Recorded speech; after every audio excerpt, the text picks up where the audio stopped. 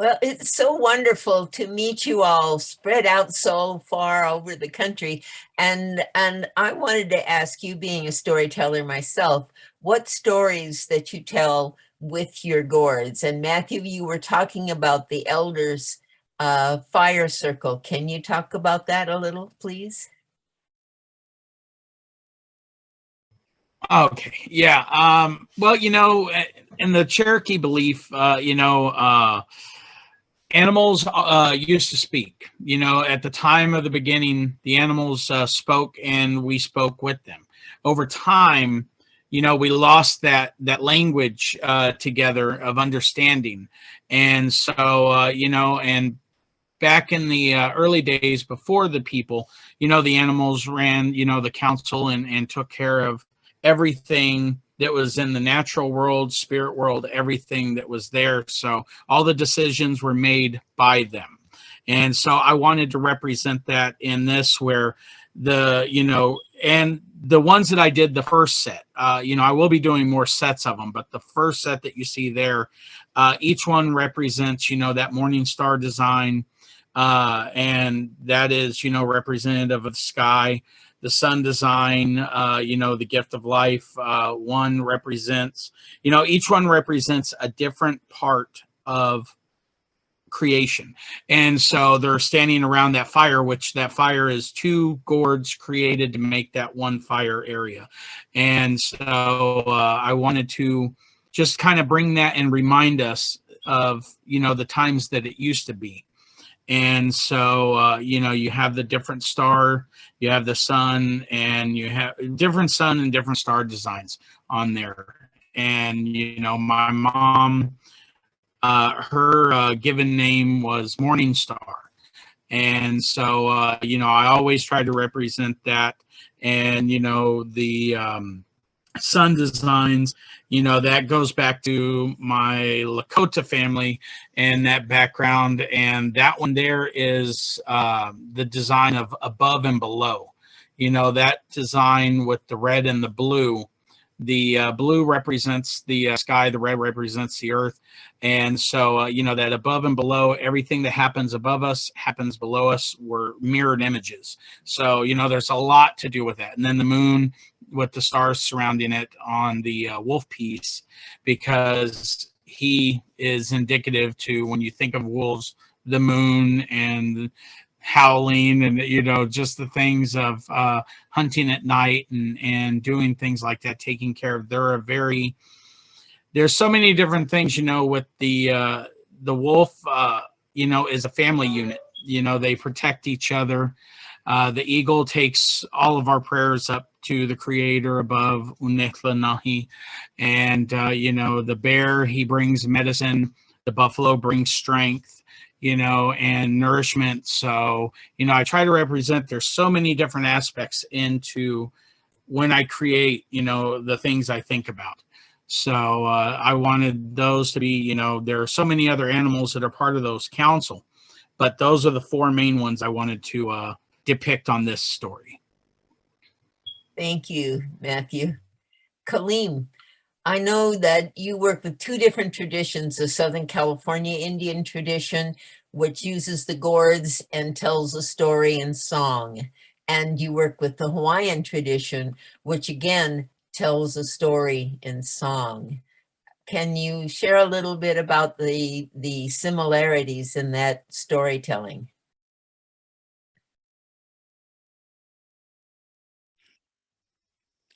Hi. Yeah. And also, I didn't add that my dad grew up with gourds, and which he wasn't grown up in Southern California. He's in the Southeast. But he grew up with gourds, but they just use them for water carrying. So, and stuff like that. He grew up on a farm as well.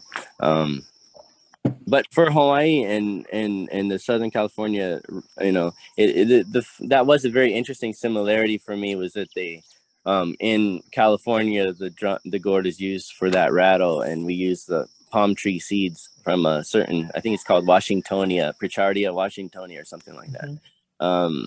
The genus species of the specific palm tree we use. And in Hawaii, they're the only natives of Polynesia, or maybe in the world, that use the gourd as a drum, like a drum in this way. It's a dual chambered percussion instrument. So both used for the music or the accompaniment to actually what's most sacred, and that's really the connection is to that which is beyond us, you know. And so all of our songs, our ceremonial songs that I was raised singing, bird songs, they're all sung with the rattle, and then all the ancient Hawaiian hula all was accompanied with or could have been accompanied with an ipu or maybe another ancient instrument, but yeah, it's definitely the connection of the sacred too, and interesting that it's the gourd that both the Native Americans and Polynesians both selected, and I think in Africa as well you'll find it. The gourd has been used like as a base for banjo, like some of the original banjos and whatnot, and other drums. Thank you, Kalim. Okay, Ms. Nadiya. Yes. I know you have some really wonderful stories to tell us about some of the masks, for instance, that you've made. Oh, masks. Wow. I don't know if you have any. Oh, well, the gourd that has the parrot feathers on it, Kimberly, the hanging one, that's Grandfather's Prayers. You can show that one if you want. That reminds me of my Cherokee and Irish grandfather, John Whipple. He was a very quiet, gray-haired man, very tall. Thank you, that's it. Very in tune with all the animals. He taught me how to talk to the raccoons in the backyard, and he taught us all to appreciate what the birds are saying and to listen. He had a very gentle way about him, and that piece, that wall hanging, literally reminds me of my personal grandfather, who was my mother's father.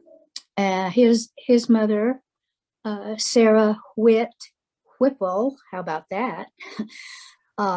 Was Cherokee, full blood, from the North Carolina Cherokees. And his father was full blood Irish, they say. And then he and three Whipple brothers stowed away on an old ship in the very late 1800s and jumped off in Boston, and they went 3 different ways on Turtle Island.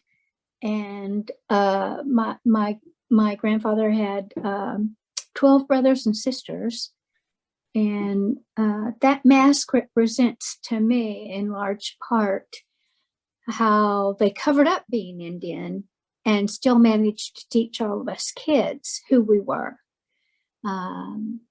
And it also represents that even though I'm not on a tribal roll of the Cherokee or even the Nez Perce on my father's side, I'm still, as my grandmother used to say, Indian 3 ways from Sunday. So that's the story of the Grandfather's Prayers. Thank you, Nadiya. Yes. Well, did you have any feedback on anything else that we should touch on, or what are your thoughts? Oh, no, to me, it all was great. Everybody, thank you so much. Yeah. Isn't it? Yeah, it's so great just to hear different things and learn new. Yeah. And learn all the stories. Nadiya, I always learn something new. It's just great.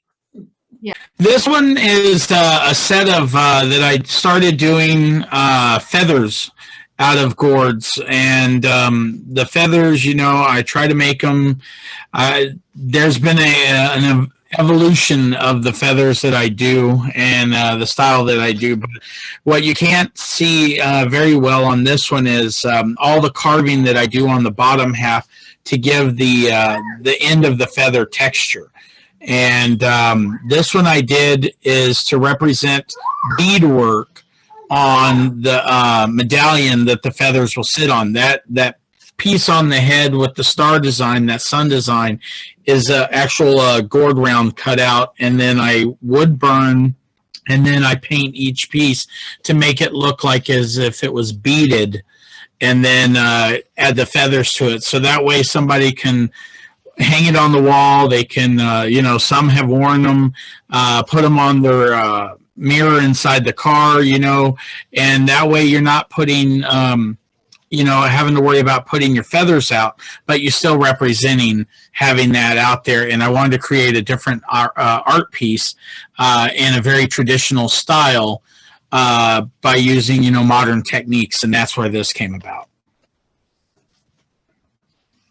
And this piece here is my homage to the Monument Valley area, because I've grown up doing a lot of ceremonies up in the Dene reservations up in outside Tuba City. And, I love the Dene people, the landscape. I got a lot of relatives out that way. And this one I call Tending to the Sheep. And I wanted to give that beautiful bright blue sky of Arizona, New Mexico look up into Utah, and I wanted to reflect the actual mountains, and when we're going into ceremonies, the mountains are so beautiful and covered and just jagged, the natural look of them. And I wanted to add that. And the people on this one, very tiny. They're only about maybe an inch and a half tall, the sheep. And I wanted to give that movement of the horses running, the sheep herders out there watching the sheep as they graze. And that's just my tribute to, representing the family out that way. And in this one, that gourd as well, you don't have to go back, but there's a lot of natural degradation that happened where the gourd started eating away, and I fixed it, sealed it, and I wanted to use it to give that texture in the mountains itself. So all that is natural, eaten away out of the gourd, especially the picture on the left. You can really see that. That's all naturally done. I did not do that. I just worked with it. This one is one that is near and dear to me. This one stays in my collection for now because I use it as a talking point. This one here is the murdered and missing Indigenous women. I had a scene that I needed to do something to represent all the women, and it's not just women anymore. I mean, we have our Indigenous children, men are coming up missing, but our women are disappearing at such a rate, per capita, 10 times higher than any other nationality, and especially from Canada to the reservations here in the U.S., around the reservations, our women are just disappearing. And so what I did on this one was the dream that I had to do, I represented the women's faces, different women on this blanket that she is wearing. And she is in that leaning position of sadness, sorrow, prayer for these women. And the image on the left with the woman wearing the red shawl facing out, that one is our women still looking into that darkness for the missing. And that light surrounding her is the light for them to see to come back home. And so, that's why on the back of the blanket, there's no faces on these the heads that I put on there, because, every one of them represent one that we know or that someone knows has gone missing. And so I bring this out, I leave it on my table if I do an event, if I do a lecture, if I do a powwow, whatever, and I try to educate people on the importance of getting more done for our missing and murdered Indigenous women around the world. And so that one is a near and dear one to me. This one is my Kokopelli. This one was you cannot tell, but that one is pretty big. It is probably about 2.5 feet tall, maybe a little larger. Every one of these, the head is actually a cannonball gourd. This one is made up of 4 different gourds, maybe 5 because I had to carve out of them. But the hair itself is each individually carved and shaped, and then I insert it into that cannonball gourd, the round one, which that one attaches to the bottle gourd, the very large one, and put it on a pedestal stand, and it's all connected one piece, but each one of the areas where the Kokopelli is playing is flute, and it goes all the way around, but there are music notes starting below the head, and it's an actual flute song, a Cheyenne flute song, love song, that I replicated on the music notes, and it goes around the top, the middle, and the bottom. You cannot see that part up close until you're up close, but that one is now living in a private collection. But that one I really had fun with, and the colors are really good. I used a lot of reds and pinks, purples, and the blues to represent that loving feeling and the colors that are associated with that. This one here is a piece that I called Generations. That was a gift to my wife. It represents my mother, my sister, my wife, and my niece.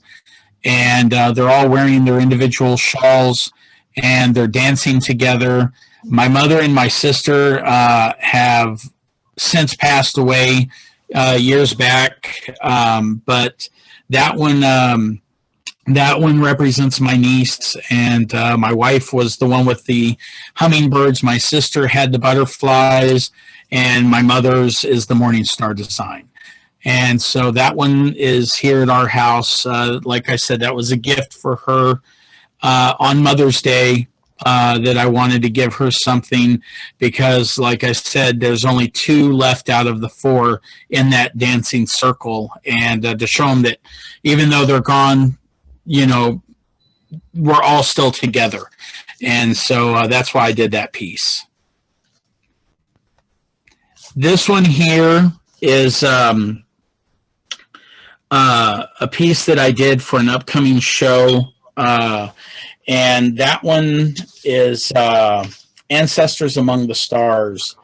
And I wanted to do a piece that represented you know, a lot of our cultures. We have star people, we have creation stories, and you know, when our people pass on and move on, they go to the spirit world among the stars. And so that's what I wanted to represent here by giving this movement of the galaxy, the colors in the galaxy, and in the center you have the outline. The stars have outlined a figure which represents all of our people.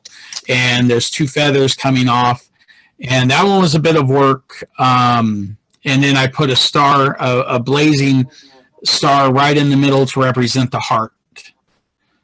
And so I just wanted to carry that on. And this one is called Ready for the Dance. It's one of my more contemporary modern pieces. It's a mask. I do a lot of different masks, especially the warrior mask. This one is the first one I had done for a female. And I created the headband is out of gourd. The feather is gourd. The earrings are gourd. I did use crystal type stones to represent the bling, as it were, on her outfit for her regalia. And so she's ready to go out and dance. And, you know, I just wanted to use, like I said, I try to use gourd for everything. The nose is gourd, the earrings are gourd, the headband is gourd, the feather is gourd, and everything else is painted or the jewelry on there individually.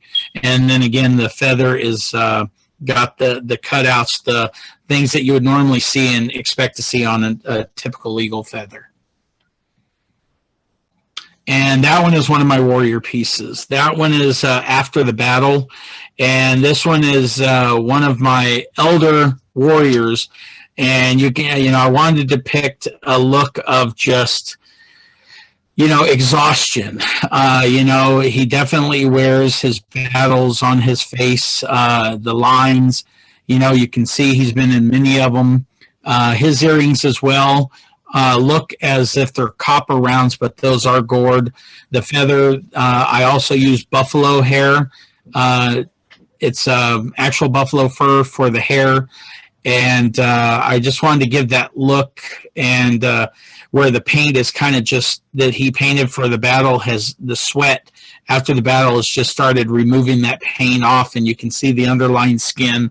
And that's another one, if you can see it in person, the colors are very rich, and there's so many layers of colors there, so many shades of blue, but then you have the brown and the tan of the skin, and just the look of it coming off and melting away of the lines, and just showing his weariness that, just too many battles, and he definitely this one took a toll on him.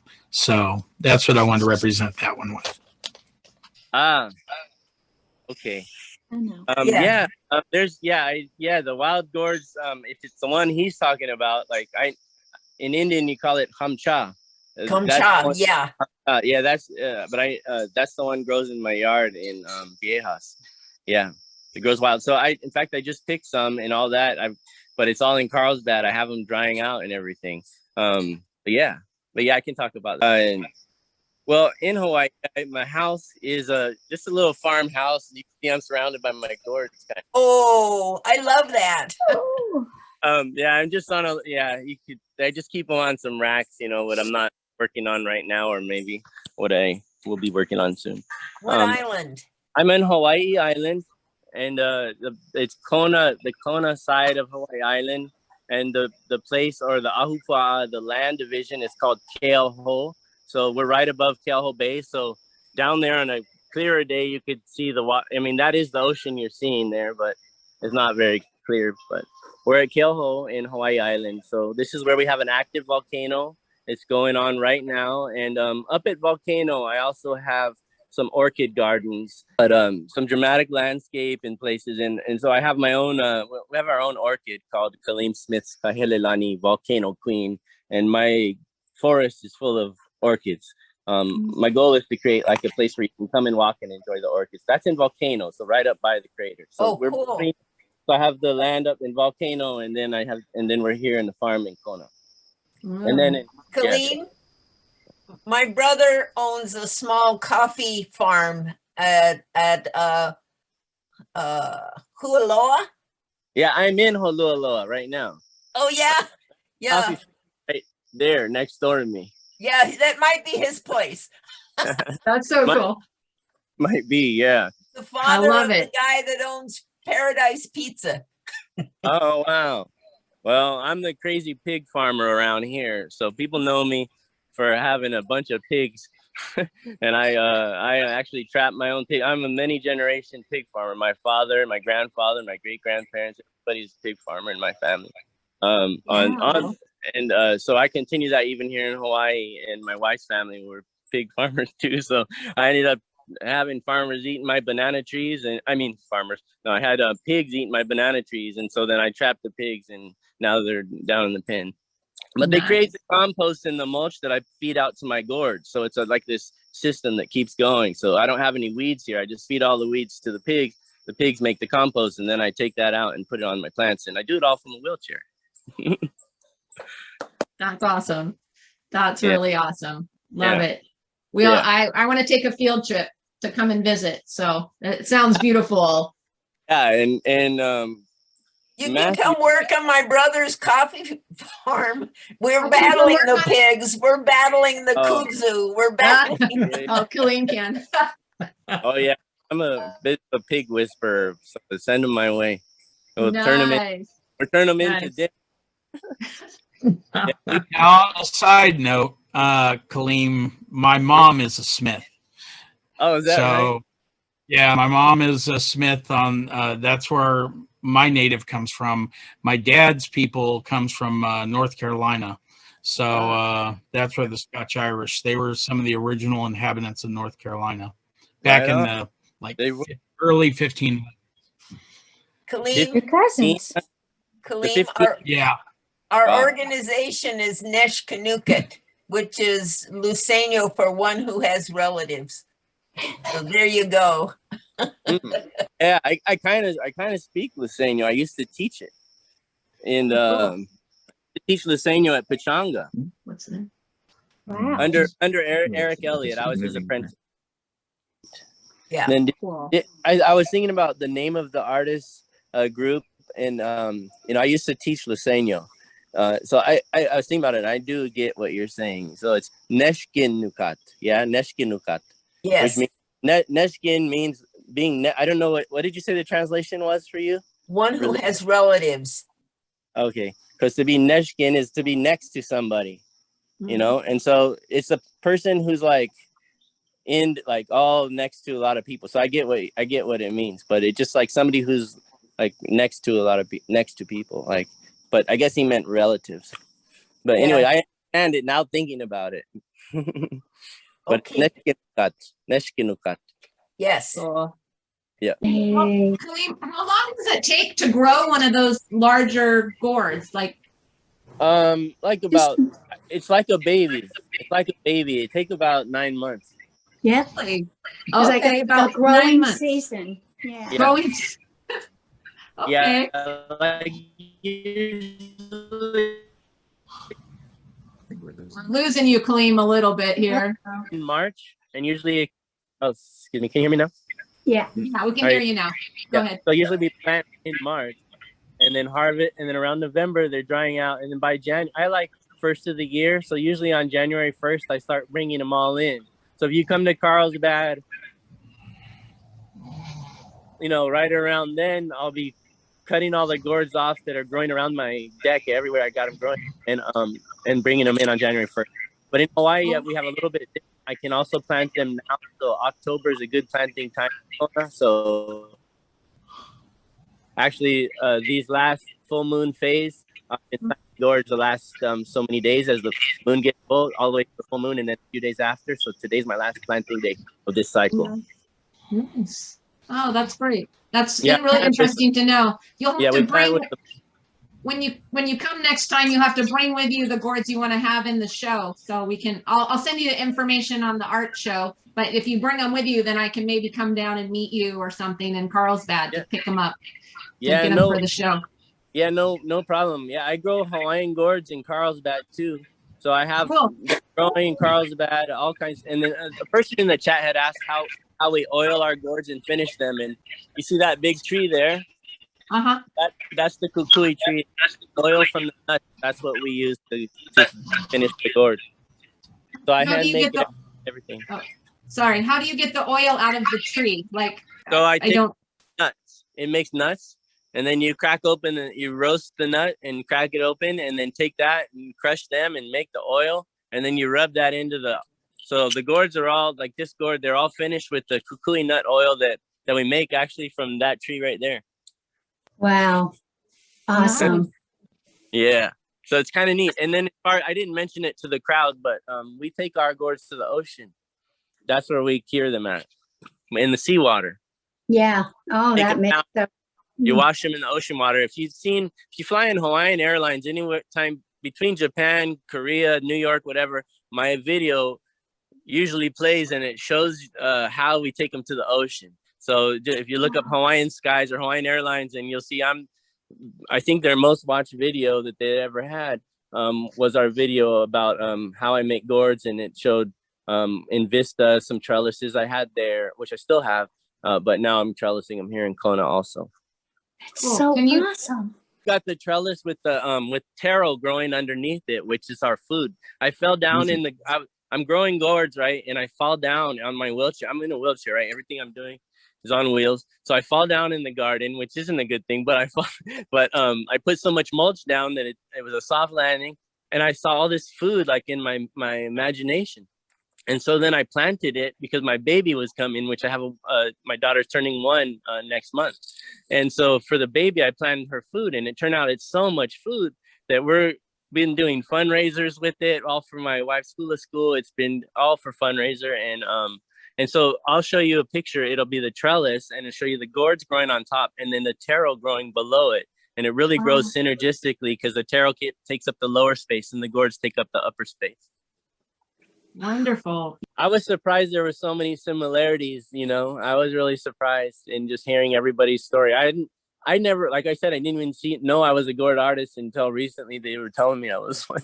So I didn't know that Indians, like, I didn't know there was Indian gourd artists. I never even thought about it, actually. So it's cool to see what people are doing. Like I just stay up, even at home in Carlsbad. I'm either just staying at home, I go to the beach and back, and I'm in Viejas, then I'm just in Viejas. It's on the reservation, or I'm in Hawaii, I'm on the farm. So even though I get around, I don't get out.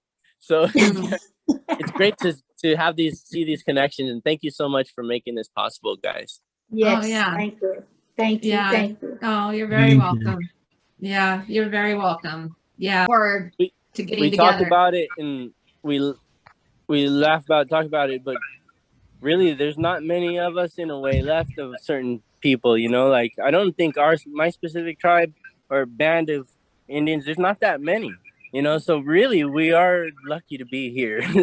and I think the world, it's good for the world to know a little bit about us.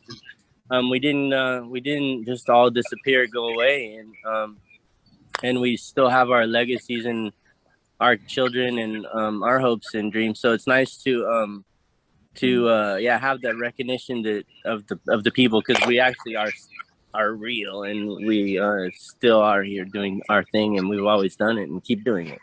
I think that's one of the things that we want to do with doing these panel discussions, to bring art, you know, to people that maybe a lot of individuals haven't had that chance to be able to see. And I think I've learned so much, you know, over the last couple of years with the different projects I've done. And it's really an honor, you know, really an honor. And I'm looking forward to meeting you all in person. This is a good little taste of sort of the community and the connection between us. And just really lovely. I feel like I can feel each of your spirits and your hearts, like just even through this Zoom call. It's really energized me. There's a lot of work putting together everything, but when it all comes together like this, I feel the blessing of it all. And I just want to honor each of you and say thank you so much. So I guess we probably should end now, but it's been really fun to do this. So we will